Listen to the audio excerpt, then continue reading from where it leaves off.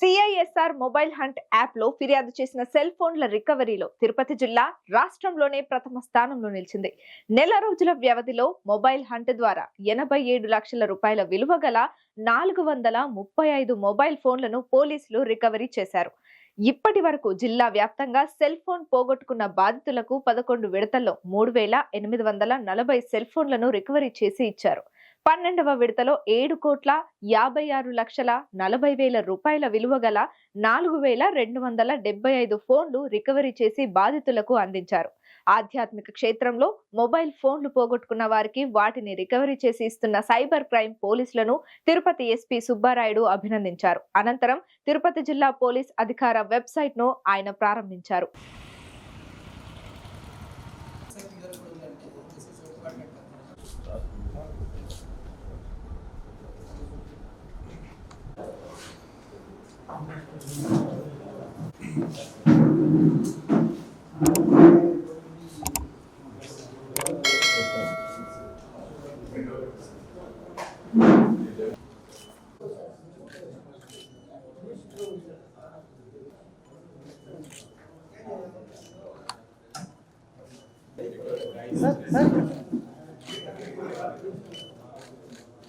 తిరుపతి జిల్లాలో this is 12th time ఓవరాల్గా mobile haunt and CIR application ద్వారా మొబైల్స్ని 435 మొబైల్స్ని ఇటీవల రికవరీ చేయడం జరిగింది.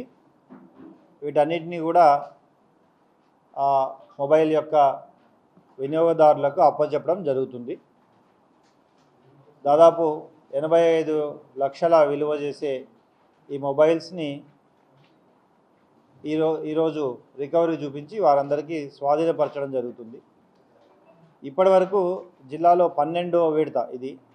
టోటల్గా 7.5 కోట్ల విలువ చేసే మొబైల్స్ని ఇప్పటివరకు మనం రికవరీ చేసి 4,500 మొబైల్స్ని ఇప్పటివరకు జిల్లాలో రికవరీ చేయడం జరిగింది.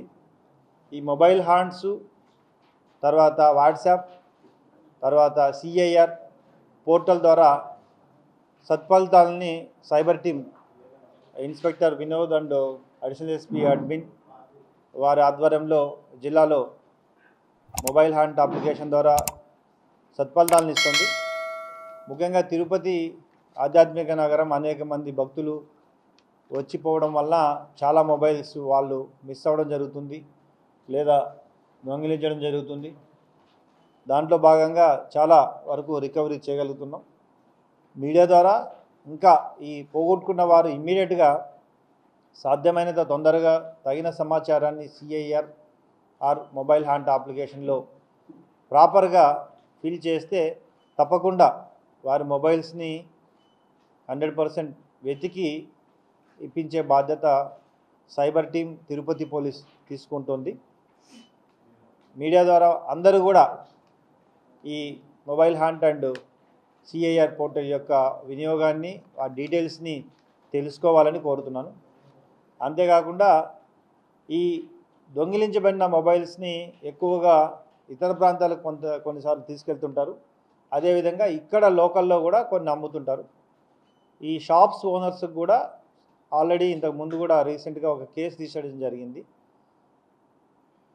ఈ మొబైల్స్ని అన్నెసరీ ఎవరో అపరిచిత వ్యక్తి వచ్చి అమ్మితే కొనడం, వారిని మళ్ళీ అమ్మడం కూడా చట్టరీత్యా నేరం.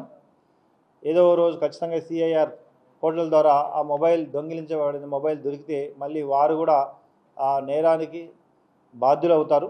సో కాబట్టి అన్నెసరీ అపరిచిత వ్యక్తుల ద్వారా మొబైల్స్ కొనవద్దని ఈ షాప్స్ ఓనర్స్ కూడా తెలియజేయడం జరుగుతుంది.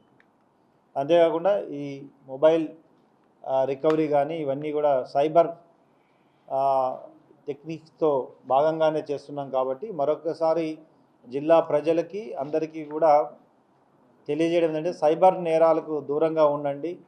మొబైల్ని వాడడంలో లేదా మీ ఫైనాన్షియల్ ట్రాన్సాక్షన్స్ వాడడంలో తగిన జాగ్రత్త తీసుకోవాలి. అన్నెసెసరీ లింక్స్ ఓపెన్ చేయడము, అదేవిధంగా ఓటీపీ షేర్ చేయడము, లేదా అత్యాశకి వెళ్ళి జాబ్ ఫ్రాడ్స్లో ఇన్వాల్వ్ అవ్వడము, లోన్ యాప్స్కి అట్రాక్ట్ అవ్వడము, ఇవన్నీ కూడా తెలుసుకొని దూరంగా ఉండాలి.